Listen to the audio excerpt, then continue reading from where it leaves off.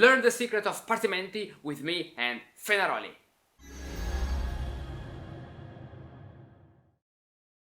Musical axioms. What are they? Give a minor seventh to a fifth degree that returns to the first degree. The seventh cannot rise, but must resolve by falling to the third of the first degree. So if we have degree 7th, no, if we have degree 5 moving to 1, so we are talking about this example, and we give a minor 7th, this helps us to come back to the first degree because it cannot rise.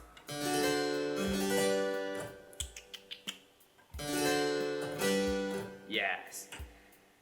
If you have the 7th degree, so give a diminished fifth to a 7th that rises to the first degree. This diminished fifth cannot rise, but must also resolve by falling to the third of the first degree. This way, we have this example, which is, in terms of modern theory, is quite similar because you have 5 and here 6. But from the ancient point of view, here you have a 7th and here you have a diminished fifth, two different intervals, two different words. You cannot do. This is for Georgianas, but you have to move down. Re, sol, la, fa, la, because you have the fa super la here. Sol, la, fa, la, sol, fa, mi, fa, sol, fa, and you can use this in access section. So once you embody the pattern in your hand, then you can transpose it and make sequences and all the other beautiful things.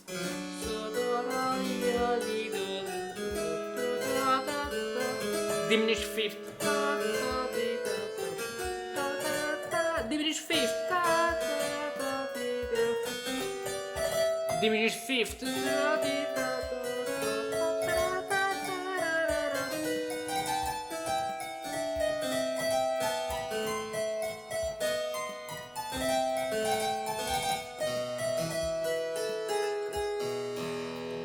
So, since I have in my hands the power of these elements, diminished fifth, the ascending chromatic bass line, I'm creating a monte. How to do this? If you study each pattern vertically, you then can become able to do this. It's just a matter of study and practice. So, go to the Partimento method now, link in the description, start your free journey in music composition in this university level course. Then, once you have finished chapter 2 with all the exercises, purchase the complete access to the full course and one exercise per day, one step per day. After 1 year, you will see how you will become better, because it's just a matter of practice and day, and of course the effort too, and the discipline every day to do something, even little, but every single day. Now,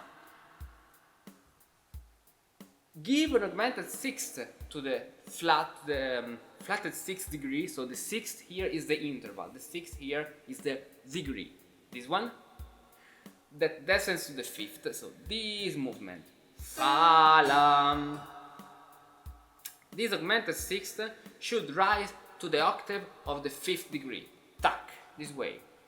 This is the augmented sixth. And you have to do this. Of course, you can have exceptions. You can have, for example, a chromatic passage. For example, imagine you want to do a cadence.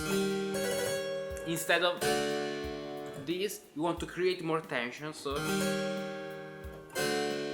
you can move down to a dominant seventh or diminished seventh, but these are exceptions. In the natural resolution, useful now to learn for you at the beginning,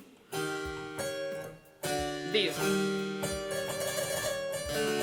as you can see, fa la, mi fa or sol la. So you could say fa mi against mi fa, the beautiful fa mi fa rule.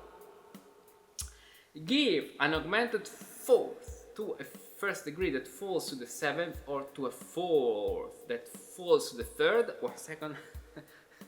Let's read it again. Give an augmented 4th, okay, so the interval, to a first degree here that falls to the 7th, so 7 1 7, or to a 4th. So imagining this in so he's talking about in G major. Here you are in G major, 1 7. But the same thing works also in D major. So in D major, G is a 4th degree. So 4 3. In other words, put the same interval, so augmented 4th to the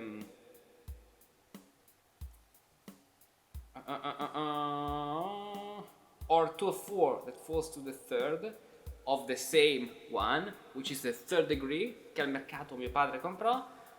But when this augmented 4th should rise to the 6th above the 7th, this way, so the resolution is to the 6th over this degree, this interval.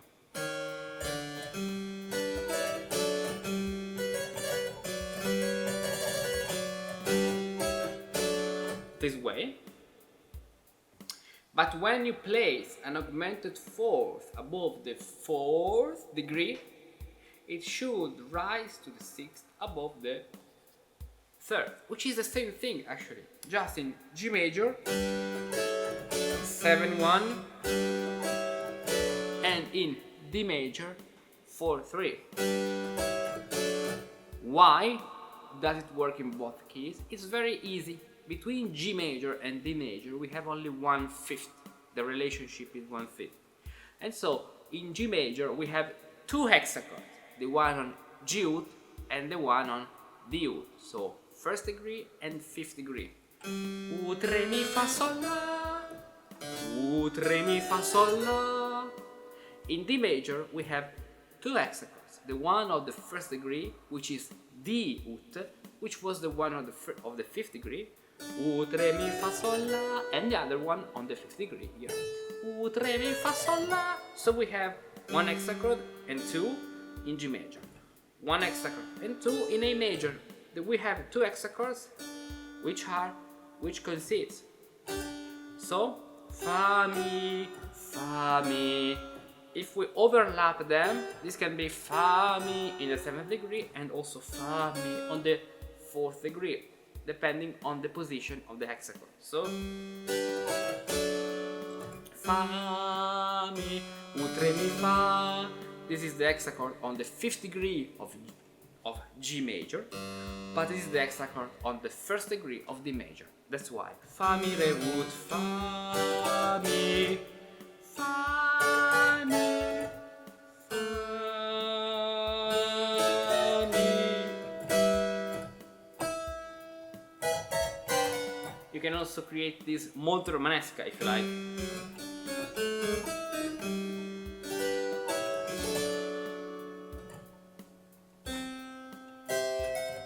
With a D.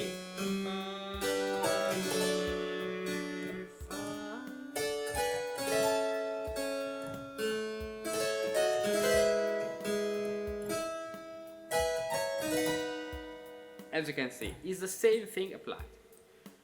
And the augmented 4th rises directly to the 5th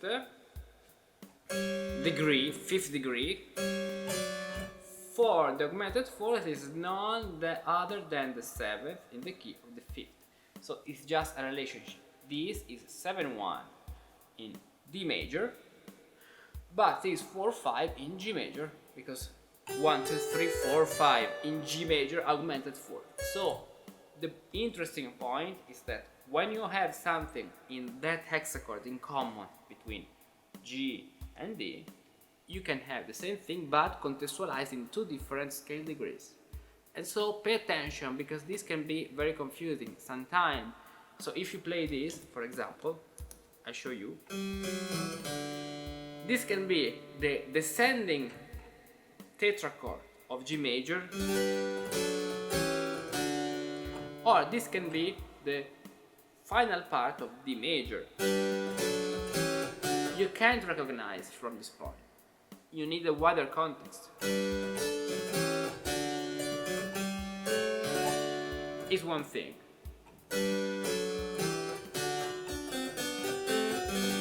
It's another thing. So consider always the wider context. In the next video, let's continue this journey talking about cadences, and in the meanwhile, start learning composition and Partimento with the Partimento method.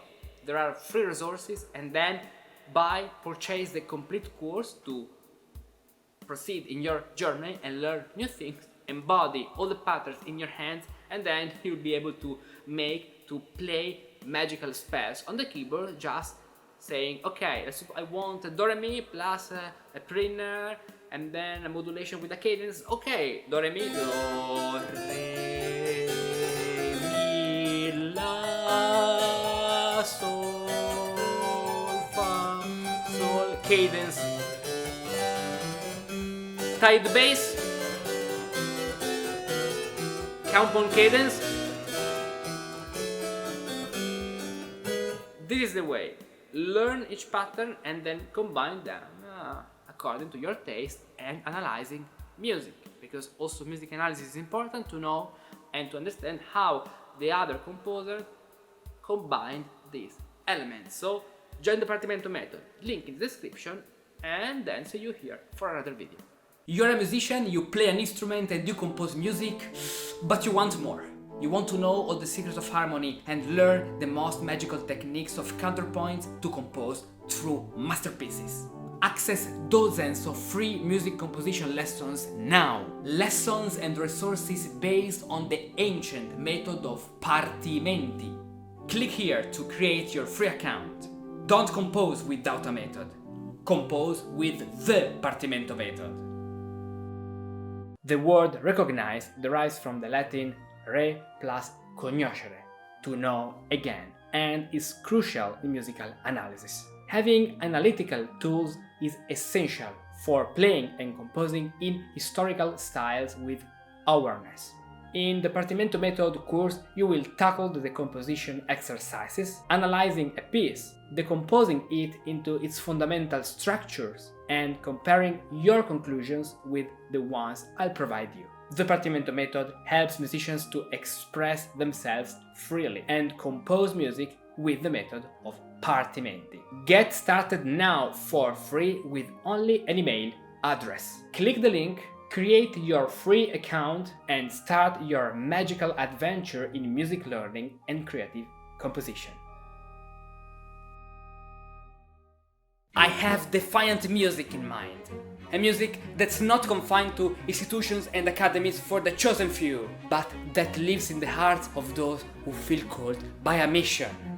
A music that is not about credit, exams and loyalty points, but is built on study, love, dedication, passion, connection.